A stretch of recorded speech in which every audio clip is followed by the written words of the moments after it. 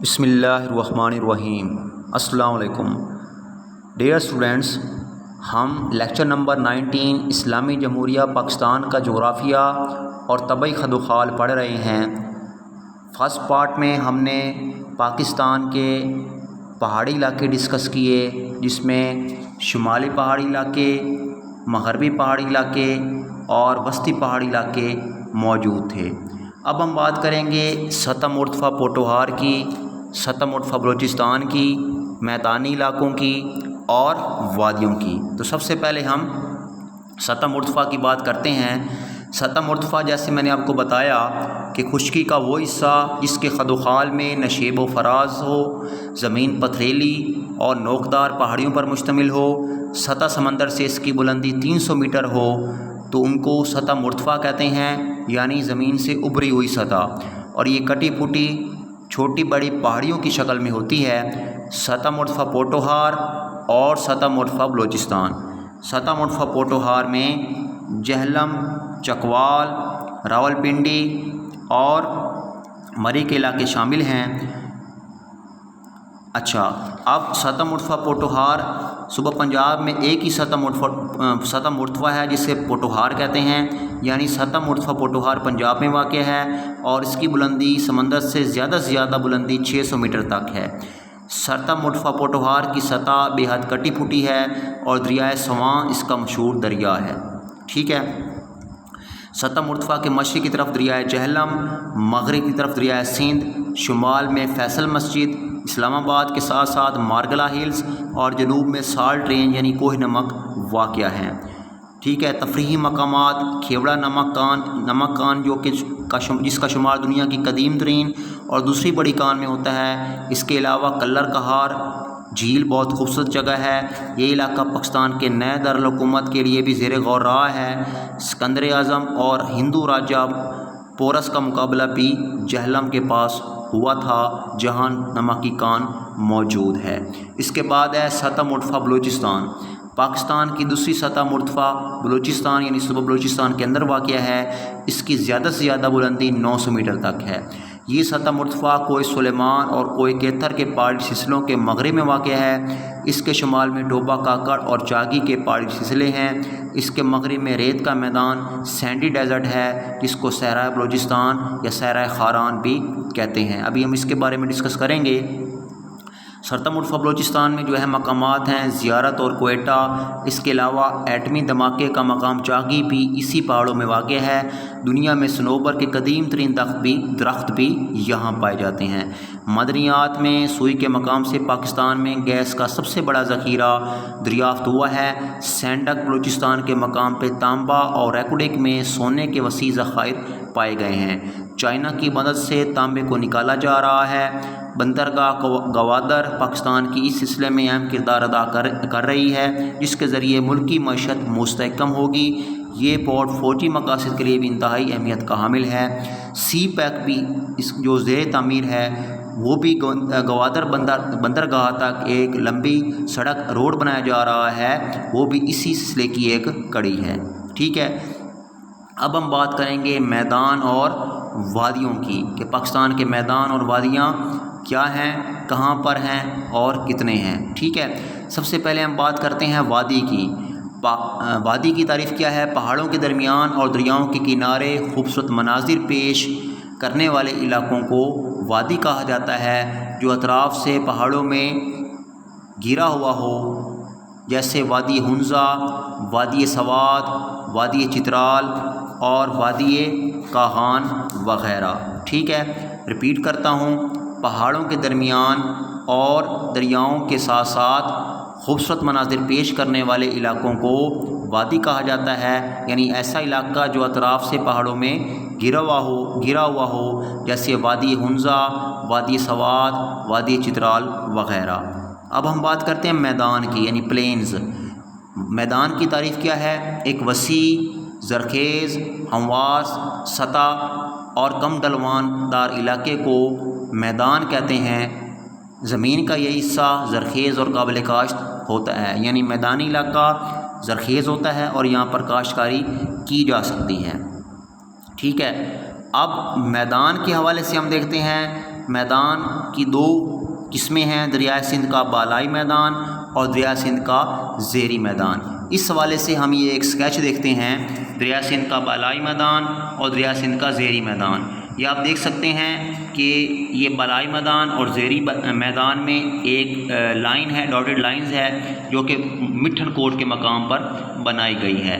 یہ آپ دیکھ سکتے ہیں کہ یعنی مشرق کی جانب جو ہے یعنی شمال میں 5 دریا، پنجاب کو پنجاب اس لیے کہتے ہیں کہ یہاں 5 دریا بہتے ہیں، 5 دریاؤں کی سرزمین ہے، جس میں جہلم، چناب، راوی، ستلج اور سندھ۔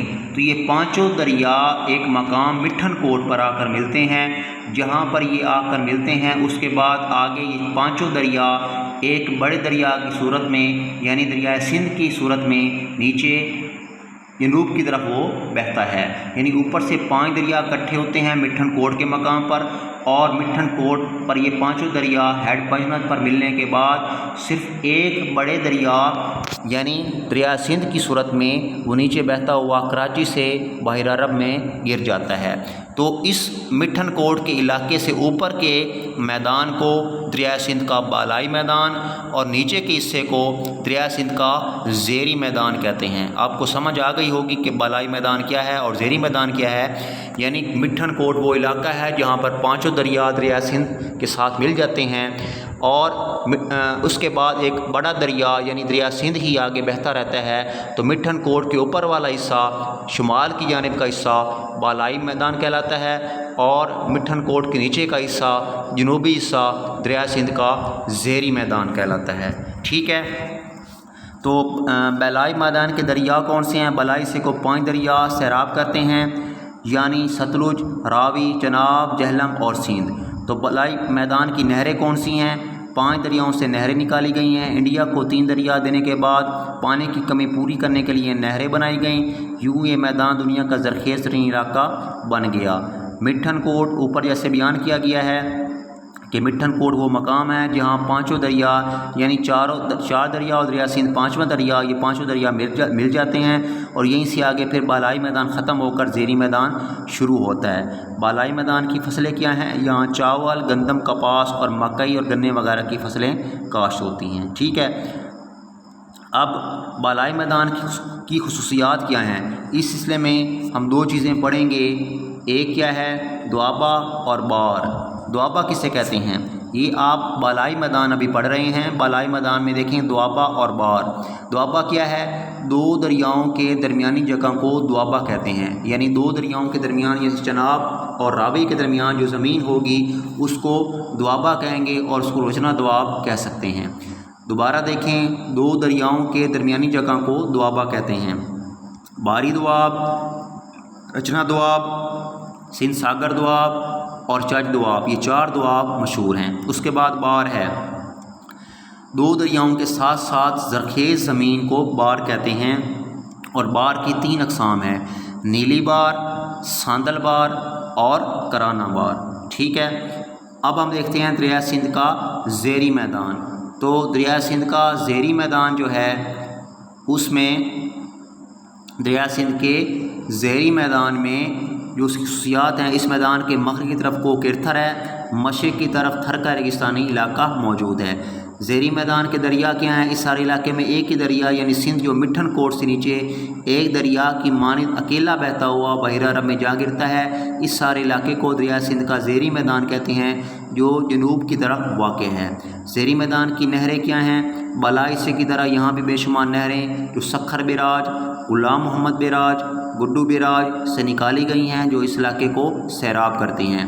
فصلیں کیا ہیں؟ سندھ کے زیریں میدان میں کپاس، چاول، گنا، گندم، مکئی وغیرہ کی فصلیں کاشت کی جاتی ہیں۔ یہ آپ دوبارہ دیکھ سکتے ہیں، دریائے سندھ کا بالائی میدان اور دریائے سندھ کا زیریں میدان، جہاں 5 دریا اکٹھے ہو کر ملتے ہیں مٹھن کوٹ کا علاقہ، وہیں سے بالائی میدان کی حد ختم ہو جاتی ہے اور زیریں میدان کی حد شروع ہو جاتی ہے، جو کہ جنوب میں کراچی تک یعنی سندھ تک موجود ہے۔ ٹھیک ہے، اب ہم نے پاکستان کے پہاڑی سلسلے، پاکستان کے میدان، پاکستان کی وادیاں اور پاکستان کے سطح مرتفع پڑھ لی ہے۔ اب جو آخری حصہ اس کا ہے وہ ہے صحرا، پاکستان کے صحرا۔ صحرا کی تعریف سب سے پہلے دیکھتے ہیں۔ ایسا علاقہ جہاں سالانہ بارش 250 ملی میٹر سے کم ہو، زمین ریتلی ہو، اس کو صحرا کہتے ہیں۔ دوبارہ سنیں، ایسا علاقہ جہاں سالانہ بارش 250 ملی میٹر سے کم ہو، زمین ریتلی ہو، وہ صحرا کہلاتا ہے۔ اور پاکستان کے 4 صحرا ہیں جو کہ مشہور ہیں۔ نمبر 1 چولستان کا صحرا، نمبر 2 تھر کا صحرا، نمبر 3 تھل کا صحرا، نمبر 4 خاران کا صحرا۔ ٹھیک ہے، اب ہم دیکھتے ہیں نمبر 1 چولستان کا صحرا۔ اس کو روہی کا صحرا بھی کہتے ہیں اور یہ پنجاب میں واقع ہے۔ یہ کون سے شہروں پر مشتمل ہے؟ بہاولپور، رحیم یار خاں اور بہاول نگر۔ دوبارہ سنیں، بہاولپور، رحیم یار خاں اور بہاول نگر میں جو صحرا ہے اس کو خاص طور پر بہاولپور میں اس کو چولستان کا صحرا کہتے ہیں۔ اور چولستان کے صحرا کا ایک دوسرا نام بھی ہے روہی کا صحرا، یعنی روہی کا صحرا اور چولستان کا صحرا، یہ دونوں ایک ہی صحرا کے نام ہیں جو کہ بہاولپور میں موجود ہے۔ بہاولپور پنجاب، صوبہ پنجاب۔ اس کے بعد ہے تھر کا صحرا۔ تھر کا صحرا صوبہ سندھ میں موجود ہے۔ تھر کا صحرا یہ دنیا کا 9واں بڑا صحرا ہے اور پاکستان کا سب سے بڑا صحرا ہے۔ تھر کا ایک نک نیم بھی ہے، تھر کو فرینڈلی ڈیزرٹ بھی کہا جا سکتا ہے، کیونکہ اس کا جو ماحول ہے وہ جو اس کے جو صحرا ہے، صحرا کا جو ماحول ہے وہ بہت انسان دوست کہلاتا ہے، اسی وجہ سے اس کو فرینڈلی ڈیزرٹ بھی کہتے ہیں۔ یہاں زندگی جو ہے کافی حد تک ممکن ہے، تو اس کو فرینڈلی ڈیزرٹ کہا جا سکتا ہے۔ یہ پاکستان کا سب سے بڑا صحرا تھر ڈیزرٹ اور دنیا کا 9واں بڑا صحرا کہلاتا ہے۔ اس کے بعد تھل کا ریگستان۔ تھل کا ریگستان جو ہے یہ بھی پنجاب میں موجود ہے اور خوشاب، پکھر، میاں والی میں جو صحرا موجود ہے یہ تھل کا صحرا کہلاتا ہے۔ یعنی پنجاب میں جو جنگ، پکھر اور خوشاب کے جو علاقے ہیں جہاں پر ریگستان ہے یہ تھل کا صحرا کہلاتا ہے۔ اس کے بعد ہے بلوچستان کا صحرا یعنی خاران کا صحرا۔ تو بلوچستان میں ایک ہی صحرا ہے، مکران پہاڑی ضلع کے مغرب اور شمال مغربی بلوچستان کا جو علاقہ ہے جو صحرائی ہے اس کو خاران کہا جاتا ہے، تو یہ بلوچستان کا صحرا ہے۔ تو اس طرح 4 صحرا ہیں، چولستان کا صحرا اور تھل کا صحرا یہ پنجاب میں ہیں، تھر کا صحرا یہ سندھ میں ہے اور خاران کا صحرا یہ بلوچستان میں ہے۔ ٹھیک ہے بچوں، تو ہم نے تقریباً ہر وہ چیز پڑھ لی جس کا تعلق پاکستان کے طبعی خد و خال فزیکل فیچر سے ہے۔ ہم نے کیا پڑھا؟ ہم نے پاکستان کے پہاڑی سلسلے، پاکستان کے میدان، سطح مرتفع پوٹوہار اور بلوچستان، وادیاں اور آخر میں صحرا، یہ ہر چیز ہم نے ڈسکس کر لی ہے۔